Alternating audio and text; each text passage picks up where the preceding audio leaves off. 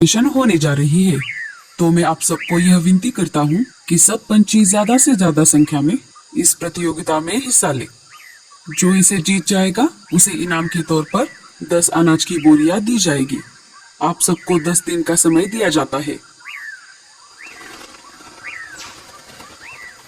सारे वहां से निकलकर अपने अपने घर वापस आ रहे थे।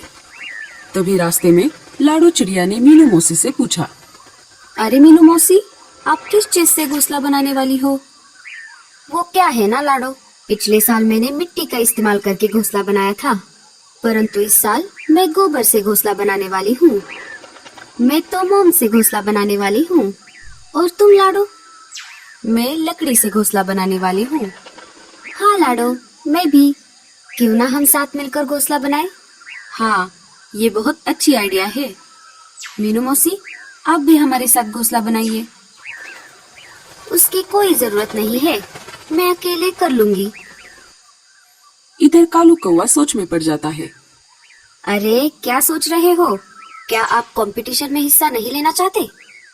अरे मैं यह सोच रहा था कि घोंसला बनाने में सबसे अच्छी और मजबूत चीज क्या है।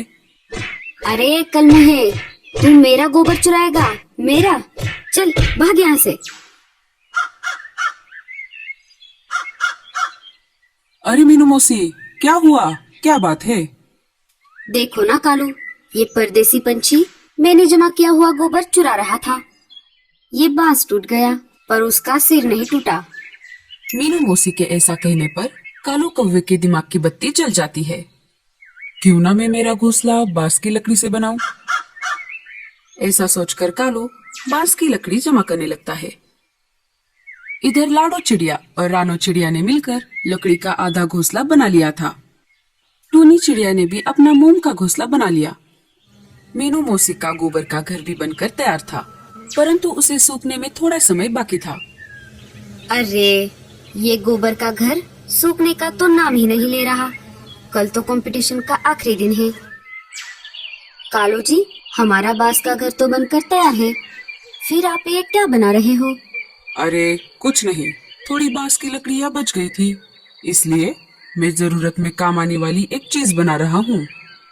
दूसरे दिन राजा जी विजेता चुनने के लिए जंगल में आ गए और एक एक करके घरों की जांच करने लगे। टूनी, तुमने तो बहुत अच्छा घर बनाया है, लेकिन जब गर्मी का मौसम आएगा तो ये पिघल जाएगा, इसीलिए मैं तुम्हें विजेता घोषित नहीं कर सकता। राजा जी वहाँ से निकलकर अब मीनू मौसी के घोंसले के पास आ जाते हैं। अरे वाह मीनू मौसी, आपका घर तो बहुत अच्छा दिख रहा है। आपने इसमें कलाकारी भी बहुत अच्छे से की है, लेकिन जब बारिश का मौसम आएगा तो ये बारिश के साथ साथ बह जाएगा, इसीलिए मैं आपको भी विजेता घोषित नहीं कर सकता। अरे ये बात मेरे दिमाग में कैसे नहीं आई? राजा जी वहाँ से निकलकर कालू कौवे के बांस के घर के पास आ जाते हैं। कालू, तुमने घर तो बनाया है, लेकिन ये दिखने में इतना सुंदर नहीं है। अगर तुम इसे रंग कर अच्छा बना देते तो बात कुछ और थी, इसीलिए मैं तुम्हें भी विजेता नहीं बना सकता। ऐसा कहकर राजा जी वहाँ से निकल जाते हैं। अजी, ये क्या हो गया? हमने इतनी मेहनत से ये घर बनाया था, परंतु इसका कोई फायदा नहीं हुआ। अरे भगवान, जाने दो। कंपटीशन के बहाने हमने हमारा नया घर बना दिया और ये हमारे काम भी तो आएगा। राजा जी वहाँ से निकलकर लाडो और रानो ने मिलकर बनाए हुए लकड़ी के घर के पास आ जाते हैं। राजा जी को उन दोनों का लकड़ी का घर पसंद आ जाता है और वो उन दोनों को इनाम दे देते हैं। सब अपने अपने घरों में बैठे हुए थे। बहुत ज्यादा धूप पड़ने की वजह से टूनी चिड़िया का घर पिघल जाता है।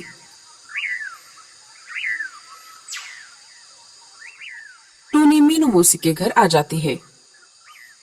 अरे टूनी, मैंने तुम्हें पहले ही कहा था कि मोम से घर मत बनाओ, पर तुमने मेरी बात नहीं मानी। दोनों बातें कर ही रही थी कि तभी रेडियो जंगल पर खबर चलने लगती है। नमस्कार, प्रस्तुत है समाचार संध्या। सुनो जंगलवासियों, अभी अभी आए हुए खबरों के अनुसार आज शाम को जंगल में तेज बारिश हो सकती है, तो सारे पंछी सतर्क हो जाए और अपने अपने घरों में ही रहना। अरे बाप रे, ये क्या नई मुसीबत है। मुझे तो लगता है हमें ये जंगल छोड़ देना चाहिए और किसी दूसरे जंगल में जाना चाहिए जहाँ पर कम बारिश होती हो। इस वर्षावन में रहना ही बहुत बड़ी सजा है। जब भी बारिश यहाँ पर आती है, बारिश के साथ साथ कोई ना कोई मुसीबत आन पड़ती है।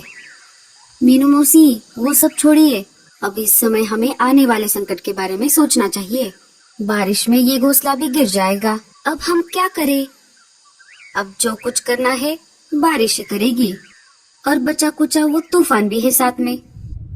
थोड़ी ही देर में आसमान में घने काले बादल छा गए। पूरे जंगल में हड़बड़ी मच जाती है। सारे पंछी बारिश से बचने का इंतजाम करने लगे। थोड़ी ही देर में तूफान के साथ साथ बारिश भी शुरू हो गई। कालू जी, बाहर तो बहुत तेज बारिश हो रही है। क्या हमारा बांस का घर इसे सह लेगा? हाँ गोरी, तुम देखना, हमारे घर को कुछ नहीं होगा। पूरे जंगल में तेजी से पानी बढ़ने लगा।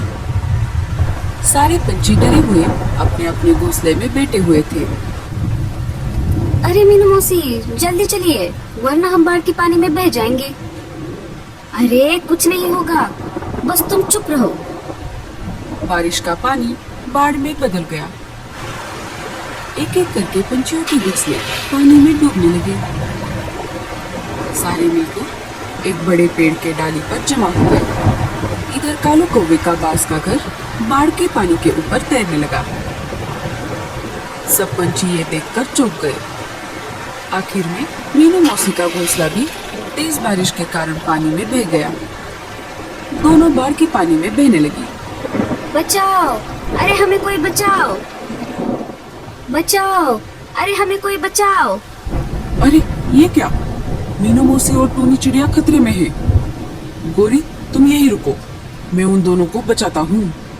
अजी, हम यहाँ पर सुरक्षित हैं। अगर आप बाहर जाओगे तो पानी में डूब जाओगे। गोरी, हमारे साथी पंछियों को बचाना हमारा फर्ज है। ऐसा कहकर कालू बांस की बनी हुई नाव लेकर उन दोनों की तरफ जाने लगता है।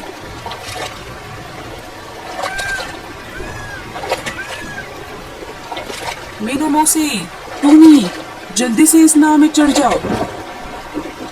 कालू कौवा उन दोनों को लेकर दूसरे पंछियों के पास आ जाता है। सारे बाढ़ का पानी कम होने का इंतजार कर रहे थे।